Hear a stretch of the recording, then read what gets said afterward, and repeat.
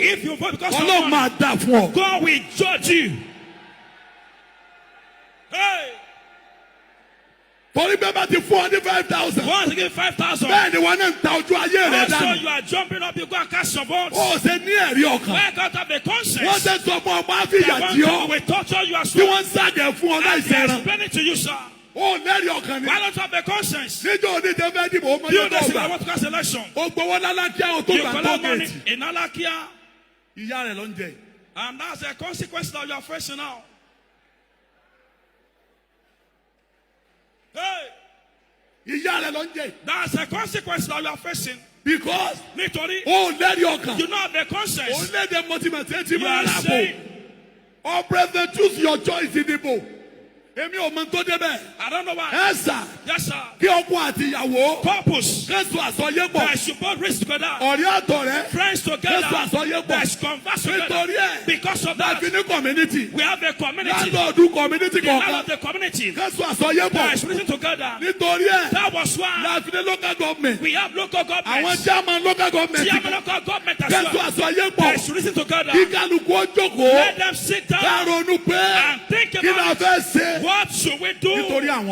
Because of our children. Yes, sir. He said, therefore, announce the first by river of Alpha to seek the right way for us and our children. And our children and our flocks.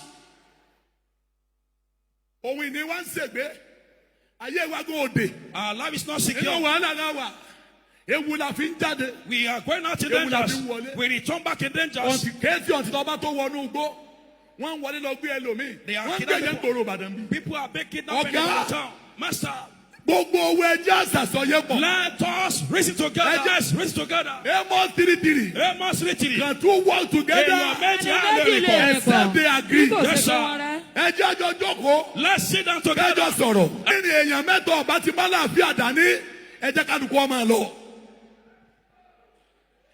People did not know that because you are silent. If there's something that you collected that get you muted, return it back to them.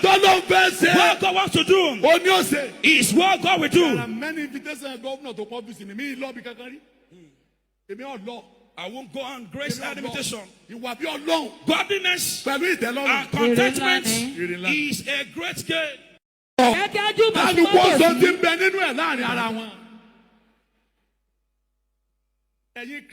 Christians, let's call ourselves together. Let's race together. We can't continue like this. Muslim, call a meeting, converse together. Yes, sir. Let's remove them. Let's tell them we don't want this like this. We don't want this like this. We don't want this like this. If it's Muslim, call them. Tell them we don't want this. We don't want this like this. You cannot exhibit evil characters. This country is crying. People have been oppressed. They're after our lives. Have mercy on us. We know that we are stuck in your hands. Please, for God's sake, please release us before we beg God. All church leaders that you are connected to the top level, that you are not saying the truth, there is consequence on you. Because God will take vengeance on you. Those who you know, if you say, the whole nation will say, and there will be a change, but you are silent. Maybe it's such a time like this. That was why God spelled on that. Maybe it's such a time like this. God assigned you that. Men are crying. All future glory has been eliminated.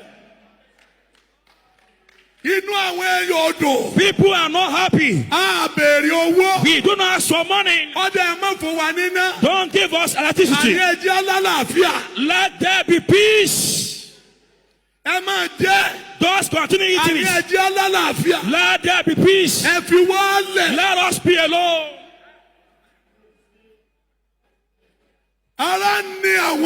People have been oppressed. celebrate you are celebrating yourself. The curse of God is upon you. Whoever behind in the battle of this nation, the Lord will take vengeance on you.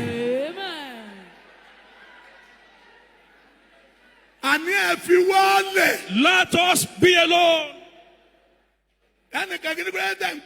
Someone say, why are you praying? Why would you not pray? When we shout to our parents, our parent was patient.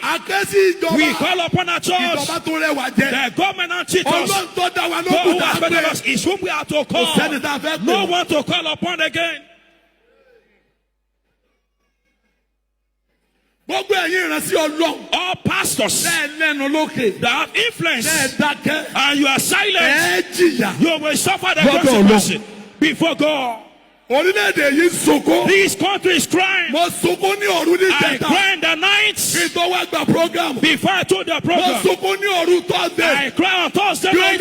Oh Lord, people are crying. No, you are saying you are full of the cause of God is upon you. You can say it, but you fail to talk. People have been oppressed. People have been troubled. Do not forget. Mordecai. He rent his clothes because he wants to fight for Jews. He put on the money clothes. He stand at the gate of the kings. There was an Esther. Your uncle is on the sackcloth at the gate of the king. And I must not put on the sackcloth. Esther said, it's a taboo. Go and give me a good clothes. Let him put on a good clothes. Mordecai said, I will not put on a good robe. What are we celebrating? Oh, la leda, oh, la leda, oh, la leda, oh, la leda. Èyí tẹ́ kọ́mọ lọ́mọ tẹ́ fi wọ́n jìyà o, òrò ńlá lẹ̀dá. Èyí tẹ́ kọ́mọ lọ́mọ tẹ́ fọwọ́ dànù o, òrò ńlá lẹ̀dá. Ìbànújẹ́ ńlá ni kí bàjẹ́ sí tójú òbí rọrùn. Mọ́nàmọ́ mi kú, ó sọ̀dọ̀ ọmọ mi nù lọ. Kò tún wọ́n ṣe nínú lásán ló yẹ ká bí a máa fojú rí ibi tí wọ́n ti ń pa wọ́n lọ́mọ. Tó yẹ kí àwọn ẹbí máa rí ibi tí wọ́n ti ń pa ẹbí ara ẹ̀ dànù. Kò rọrùn láti lóyún. Obìnrin tó bímọ àbí wọ́n fi abẹgbẹ̀ bí ẹ̀. Kò rọrùn. Ẹ̀yin ìjọba ọmọ ìṣàánú wa. Ẹ̀yin ìjọba ọmọ ìṣàánú wa o. Ẹ̀yin bí ọmọ ẹ jáde. Gbogbo bí ọmọ ẹ jáde. Ó ń bọ̀. Àwọn là ń dẹ́ẹ̀dẹ́.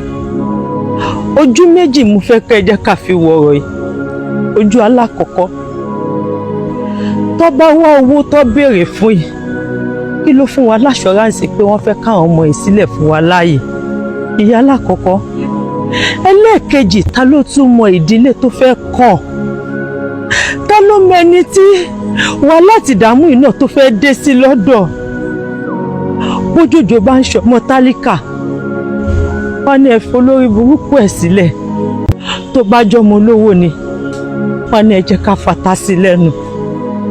Ẹ ṣàánú wa ẹ̀yin ìjọba, ẹ ṣàánú wa, ẹ wò làálàá kókó wa. Ẹ̀yin ìjọba ẹ jọ̀ọ́. Ọ̀tá ń wá ta fẹ́ jẹ là ń wá. Bẹ́ẹ̀ni. Àwọn àǹfààní nǹkan tó fẹ́ jẹ wọn ọlọ́run. Ló bá ẹ ṣàánú wa. Bẹ́ẹ̀ bá ní kò kàn mí. Kò kàn mí kò kàn mí. Ó lè kan ẹni tó kún ẹ tó máa fi kàn ẹ. Ó lè kan èèyàn tó máa fi kàn ẹ. Ẹ jẹ́ kí gbogbo wa ká jáde síta. Ẹ jọ̀ọ́ jẹ́ ká jáde síta. ìrànlọ́wọ́ tá a bá lè ṣe ẹ jẹ́ ká ṣe. Ẹ ṣàánú wa. Ẹ jọ̀ọ́. Ẹ̀bẹ̀ lábẹ́ yìí àwọn abiyamọ jáde on behalf of abiyamọ. Please we are pleading. Ẹ ṣàánú wa, ẹ jọ̀ọ́. Ẹ ṣàánú wa. Ọ̀la lẹ̀dá. Ọ̀la lẹ̀dá. Ọ̀la lẹ̀dá. Ẹ̀yin tẹ́ ẹ kọ́mọ lọ́mọ tẹ́ ẹ fi wọ́n jìyà ọ̀la lẹ̀dá. Ẹ̀yin tẹ́ ẹ kọ́mọ lọ́mọ tẹ́ ẹ pa wọ́n dànù ọ̀la lẹ̀dá. We want to turn the First Lady of the Federal Republic of Nigeria to the Esther of our time, the Delilah of our time, the Eve of our time. So ẹ jọ̀ọ́ nítorí Ọlọ́run, pastors, anyone wey una wan do, aláwo, witches, wizard, tó bá jẹ́ àṣàsí, àránsí, ọ̀fà, ègún, àṣẹ, àfọ̀ṣẹ, gbogbo nǹkan tẹ́ bá lè lò, ẹ pé orí First Lady Oluremi Tinubu, ẹ pé pa. Kó lọ bá ọkọ ẹ sọ̀rọ̀. Eve ló gbé apple fún Adam. So let her go and manifest the power of a woman. He go give your husband instruction. And this is the instruction. Your husband go call Jonathan. When this banditry started, Jonathan should come and tell us how they started this negotiation and this business that is going on. Because obviously, everything now is looking like transaction. Politics in Nigeria is business. Religion in Nigeria is business. Banditry is business. Even the government itself now, obviously, the way things are looking is like it's business.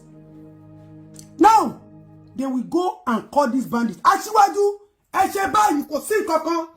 Let the citizens be behind you. Àwọn tó ní ilẹ̀ tó ní òkè, wọ́n fẹ́ wà lẹ́yìn yín. Ẹ gbọ́ síyàwó yín lẹ́nu. You will call the bandits. You will tell them to bring the agreement that is on ground. Why they will be kidnapping innocent children? They should stop kidnapping innocent children. We are not stopping them from doing banditry. But they need to change strategy. We got new clients, new customers for them. The bandits should start kidnapping our obas. Let us start from there. Ìgbà tó bá bẹ̀rẹ̀ sí ní gbé ẹ̀yin ọba, nǹkan fi ṣe ìṣẹ̀ǹbá ilẹ̀ Yorùbá, ẹ kó jáde. All the Ezendigbo, all the sultans, all the obas, let them start kidnapping them. Aṣíwájú, sign the damn agreement. Pé látàrí gbogbo tó ń ṣẹlẹ̀ yìí lórí ọ̀rọ̀ àwọn afẹ̀míṣòfò tẹ́ ń wọlé Yorùbá, tẹ́ ń pa àwọn èèyàn pakúpa, tẹ́ ń ká àwọn èèyàn wọgbó. Ẹ jẹ́ ká jọ fọ̀rọ̀ jómi torí ọ̀rọ̀.